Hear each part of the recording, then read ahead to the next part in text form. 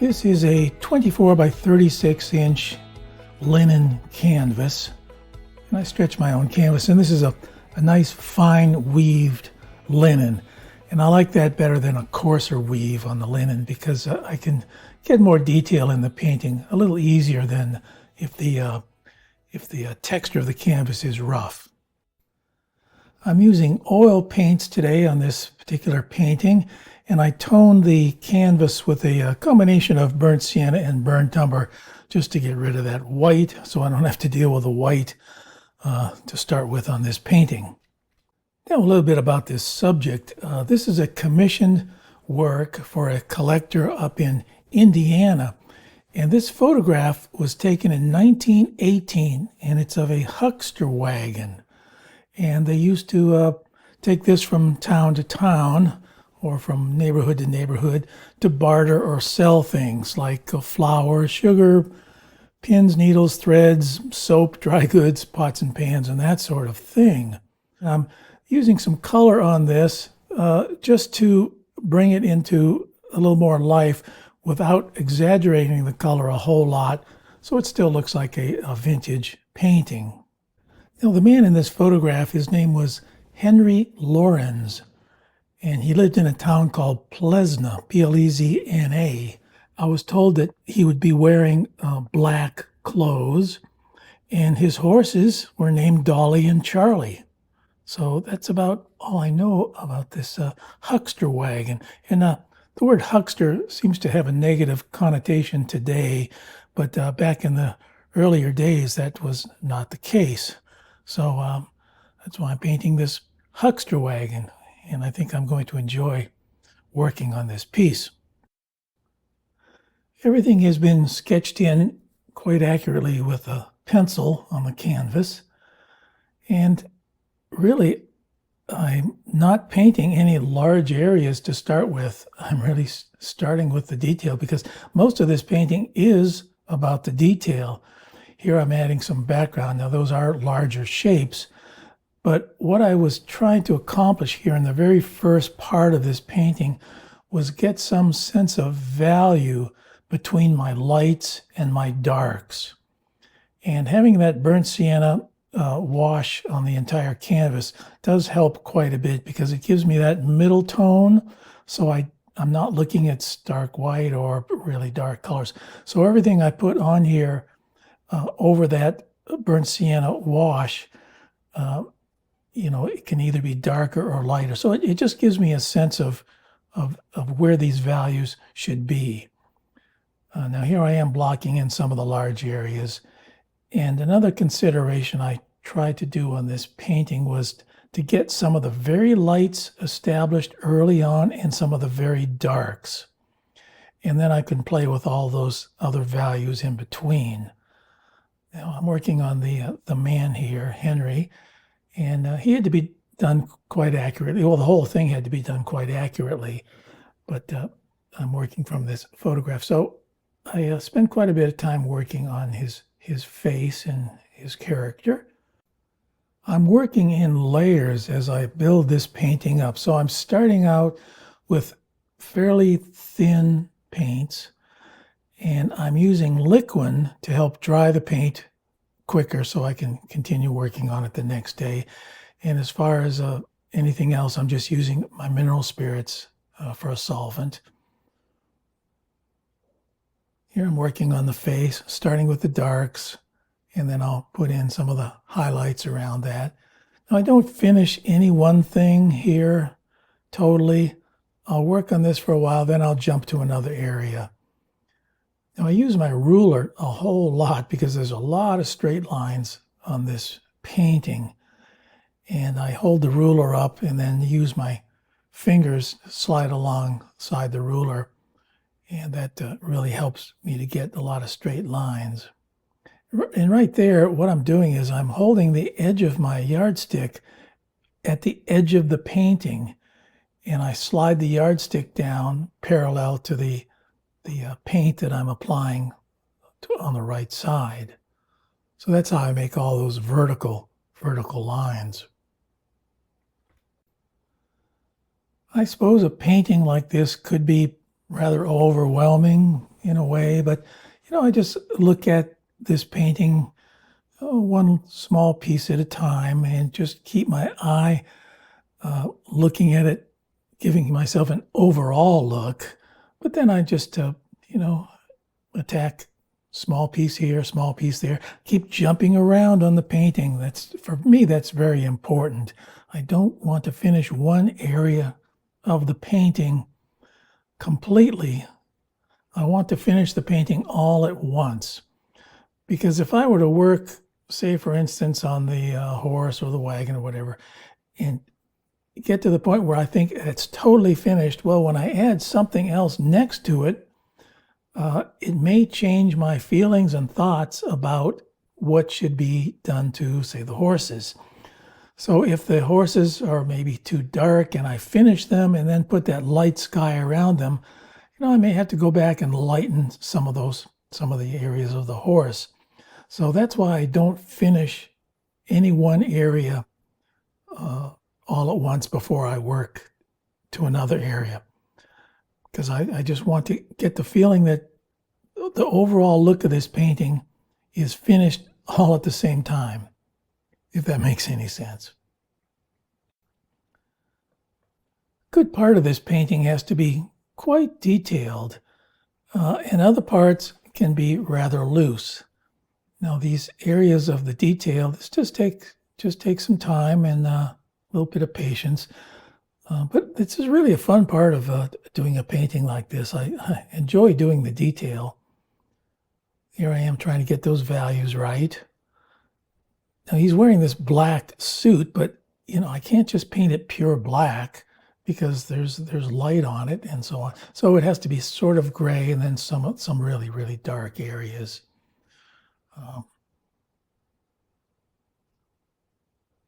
See, if I were to make that suit as dark as those areas between those slats of right down by his legs, see, that suit just wouldn't hold up. It wouldn't look good. And if I'm referencing the photograph, even though it's a black suit, in the photograph that it just doesn't come out pure black. Now, some of these areas, like I said, are very detailed, and other areas can be quite loose. And those areas are basically the foreground, the background. These areas down in the foreground where there's just a lot of, parts of the road, some rocks, trees, that sort of thing in the background. Now I'm putting in the sky. I'm hoping I have that the right value, and I think I do, and that's why I didn't paint the sky all at once. I wanted to paint just part of that sky to see whether it was going to work out with the rest of the painting. So now that I think it did, then I filled in the rest of the sky. And since these are oils, they won't dry for several days, so I can go back and change some of those areas of the sky, make them lighter and so on as I continue. Here I'm using a piece of chalk, and now the horses are dry, the paint is dry, so I'm using some chalk and putting in some of that detail. Now these things are, they keep the flies off the horses. They're just like little ropes and braids, and they flap around when the horse is walking, and it helps to keep the flies off the horse without using any chemicals and things. So it's a really neat idea. So the top parts of those horses are lighter, especially where those ropes are coming over the horses, those braids. And I put all those on. Then I go back and I highlight some of those areas. There I am putting in some of the highlights. And these details just continue as I go on. Now I painted this wheel, and then I think, that wheel the front wheel just doesn't look round, and I worked quite a while on it. So I got my compass out, and I redrew that with my compass. And fortunately, this is a pretty straight-on shot, so those wheels aren't really very elliptical. And after I spent quite a bit of time painting that front wheel, it just didn't look right to me. So I You'll see here in a little while where I kind of painted that out, used the compass, and started again. There's a lot of detail underneath a wagon like this. There's several sets of springs and so on, but they were not very visible at all.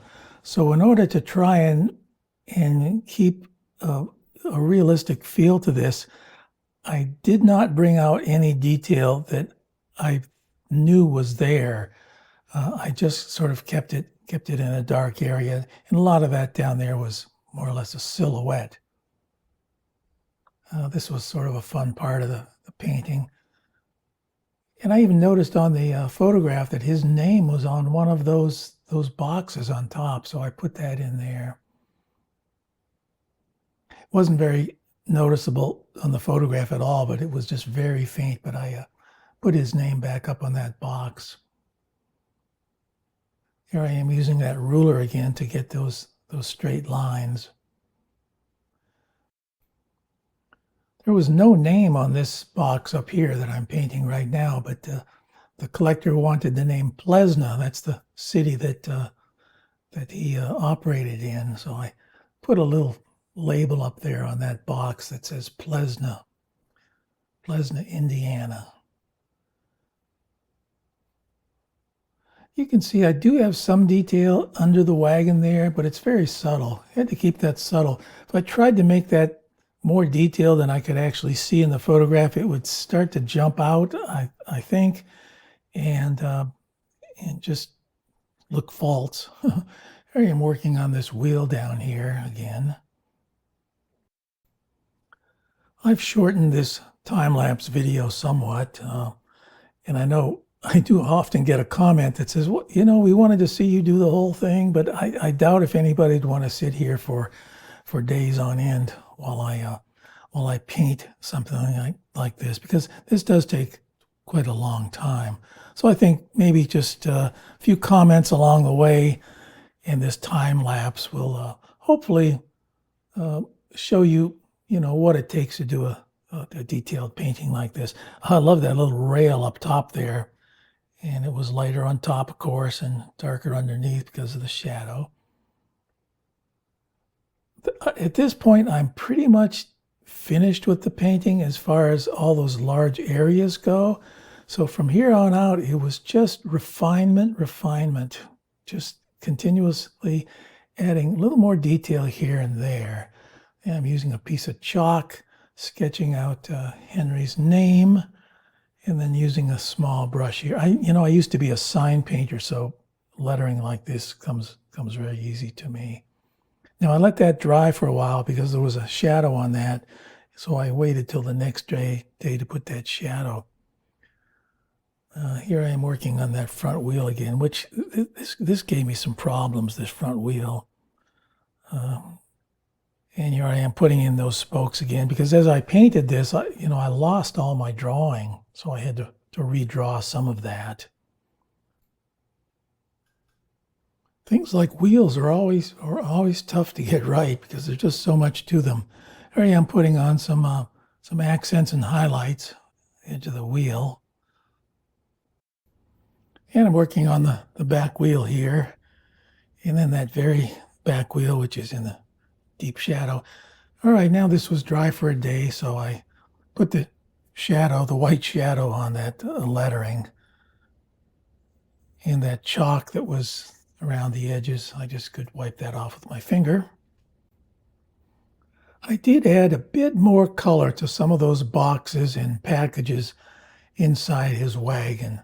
I didn't want to add very much because I just don't think back in those days things would be very bright like they are today. I didn't think there'd be bright red and yellow packages. Maybe, but I wanted to keep this, give this a nice period look.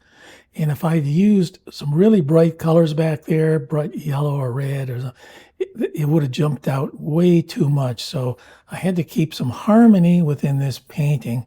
So everything had to be unified to keep that harmony.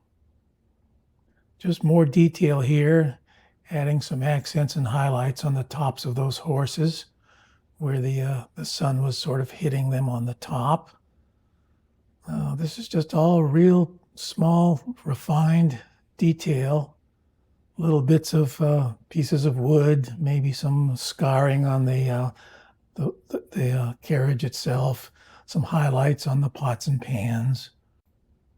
I like the way the big pot in back of Henry sort of highlighted his head. It's out of sight now, but and then down in the foreground, this little dog wandered into the photograph. It wasn't there in the photograph, but sometimes I just like to add a little animal in some of my paintings like this. So I added that little dog. I say it must have been a neighborhood dog that wandered into the photograph. Sort of a little personalization there of the painting that differentiates from the real photograph. But that's okay, I think. Now just adding more detail, trying to get Henry right there. See how that pot behind his head, that round pot, sort of, it's just in the right spot. It was lucky the photograph, how he stood right in front of that. Just sort of put a nice little round frame around his head, around that area.